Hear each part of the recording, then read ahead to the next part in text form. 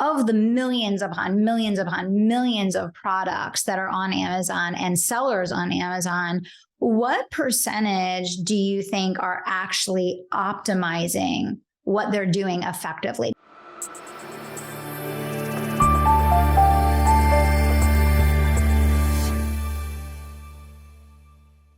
Because I think it can be confusing for people. I think they think, oh, Amazon, I'll never be discovered on Amazon, or I can never sell a lot of my product because there's so much competition. However, and I don't know, I'm incompetent. That's why I'm asking you. But I have to venture to guess it's only a very small percentage of products that are properly optimized and really using the language and the optimization and the advertising and the reviews in the most effective way. So how much does that actually reduce your competition, I guess, is what I'm asking you. The answer to that is very few. And one of the things that we teach our students in FBA seller course is that you can't really compete anymore on price. You can't really compete anymore on product. There's so many. And I'll give you an example. I had a student who found this one power supply, this replacement laptop power supply that he wanted to sell. Now, when you go online to search for this power supply, there's 50 of them. And they range from $9.97 all the way up to $79. What's the difference between all of these? Nothing. Some of these are doing about $75,000 to $80,000 a month, and some of them are doing a few $100 a month. Mm-hmm. So we take a look at the listings more closely. And what we learn, and this is one of the things that I teach, is that story is more important than product. And that's what Amazon's done. So the story that the guy that's making $85,000 a month is telling is he's got a close-up of this power supply, and he points to a little USB slot where you can plug in your phone in the back of your power brick. Guess what, Kelly? They all have that feature.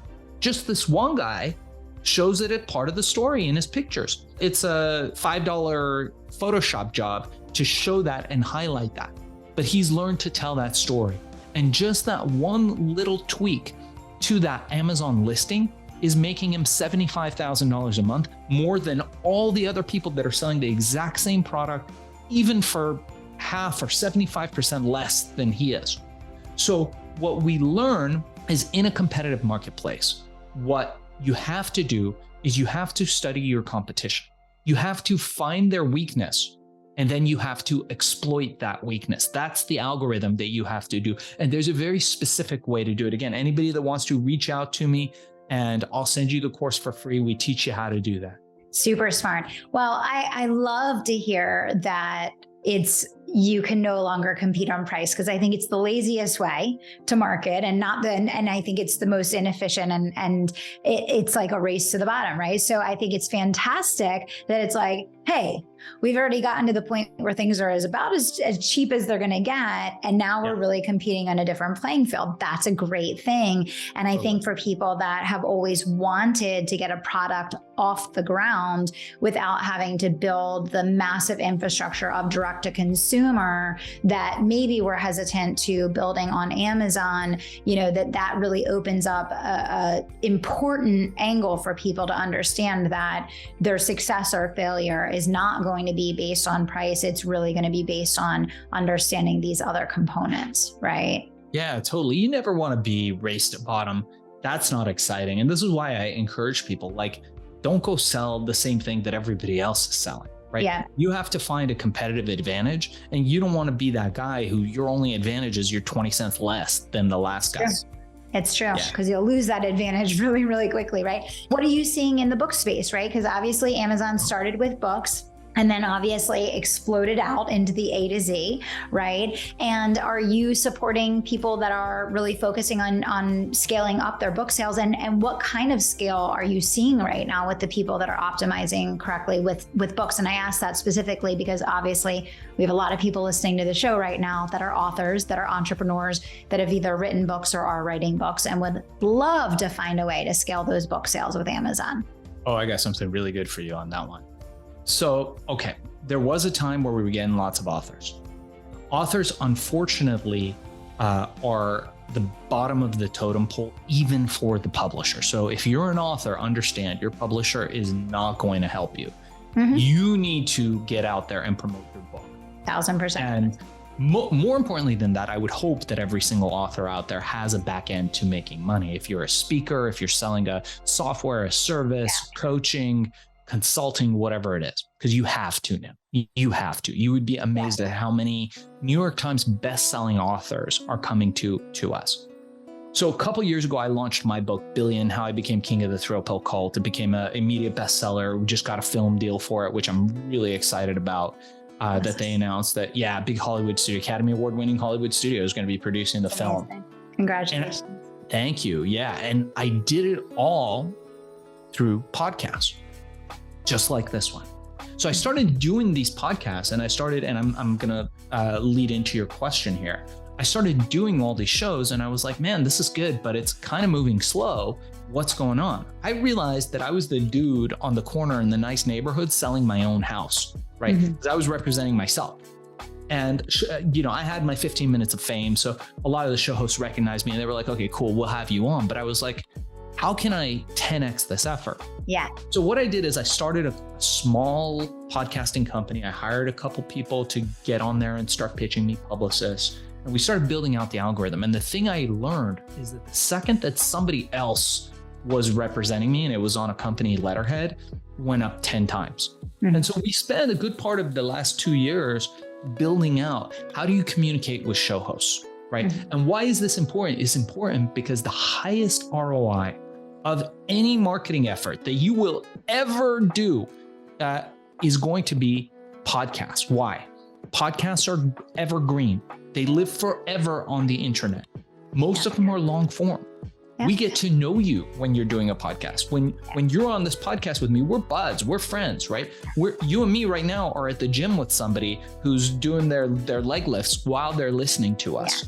Right? They're in the car driving, waiting to pick up the kids from soccer while they're listening to us. It's a way of selling through authority. More importantly, you, Kelly, are interviewing me. So you are the authority in your space. You're asking me questions. I can go out there and tell everybody, hey guys, I'm the best at Amazon. I'm the best at podcasting. I'm the best at this, that, and the other thing. People be like, cool, man, but you got a vested interest because you're trying to sell me something. But if you are interviewing me and you're like, Shaahin's the greatest at this, that, and the other, not that you are, but if you're doing it, now I have authority because somebody else who's in authority is giving me theirs. So podcasting is one of the most influential ways. The second thing is it's very inexpensive to do compared to the ROI on social advertising, on Facebook advertising, on LinkedIn advertising, on any kind of these things. And you get to build a body of work that you can then meme, that you can aggregate and put out all over the internet to become the authority in your space. So for anybody that's interested, I do a free 15-minute consult. The company is called Podcast Cola. Look us up, podcastcola.com. You can go on there and book a time and be on great shows like this, like Kelly's show. Plus, the other amazing advantage that a lot of authors had, so this is the ultimate hat, is they get to network with great podcast hosts like yourself. I can't tell you how many people have made deals with our show hosts, the tens of thousands of shows that we book. They're like, man, I got on a show with this host, but she's also a real estate broker in Cabo San Lucas. And she just, bought me and my family our first investment property out there. I'm like, amazing. Yeah, for sure. I couldn't agree more. I feel like podcasting is the best investment you can possibly make of time and energy as it relates to building your brand, like bar none. And it's really interesting because I think that so many business owners will kill themselves creating content. They'll kill themselves doing all sorts of other things in their business, but it's podcasting that actually gets you the exposure. Right. It's podcasting that actually gets you in front of new audiences, which is actually what makes that content matter. Because you can create content for 5 people all day and all night. It's going to be the exposure to new brands that's going to really make the difference. So. Yeah, totally. That's absolutely right. And, we've seen, so I credit Joe Rogan with bringing it back, right? Because you remember there was a time where podcasts were everything and everybody was like, oh my God, podcast is the next big thing. Yeah. And then it all disappeared. It all went away. And then all of a sudden there's this guy who's like this reality TV host, / fight commentator. And he's just pounding away, just doing these show after show, thousands of shows. And then all of a sudden, he has a larger audience than CNN and Fox News combined. Yeah. Combined. No, absolutely. Yeah. I couldn't agree more. It's mind-blowing watching what is happening and what you can do with the audience that you can build with podcasting. I couldn't agree more.